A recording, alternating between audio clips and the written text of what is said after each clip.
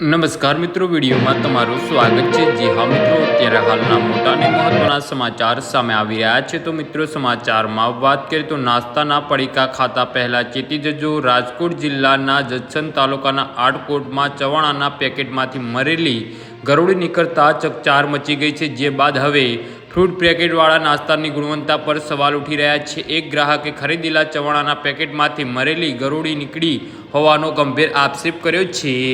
જી હા મિત્રો, અત્યારે હાલના મોટા અને દુઃખદ સમાચાર સામે આવી રહ્યા છે।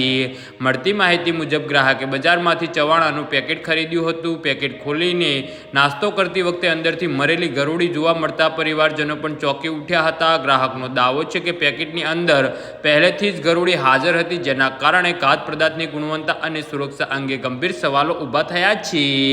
જી હા મિત્રો, ઘટના બાદ ગ્રાહકે નાસ્તામાં બનાવતી ગોકુલ કંપની વિરુદ્ધ ફરિયાદ નોંધાવી હોવાનું જાણવા મળ્યું છે। સાથે જ જવાબદાર લોકો સામે કડક કાર્યવાહી કરવાની પણ માંગ ઉઠાવી છે। ગ્રાહકનું કહેવું છે કે આવી બેદરકારી લોકોના સ્વાસ્થ્ય માટે જોખમકારક સાબિત થઈ શકે છે। આ ઘટનાના પગલે ખાદ્ય સુરક્ષા અને ગુણવત્તા નિયંત્રણ પર ફરી એકવાર ચર્ચા શરૂ થઈ છે। સંબંધિત વિભાગો દ્વારા આ ઘટનાની તપાસ હાથ ધરવામાં આવે તેવી માંગ સાથે ઉચ્ચ સ્તરે માંગ કરવામાં આવી છે। જો કે કંપની તરફથી આ મામલે કોઈ સત્તાવાર પ્રતિક્રિયા સામે આવી નથી। તપાસ બાદ સમગ્ર ઘટનાની હકીકત સ્પષ્ટ થશે। આ ઘટનાથી સ્થાનિક લોકોમાં ચિંતા અને રોષનો માહોલ જોવા મળી રહ્યો છે।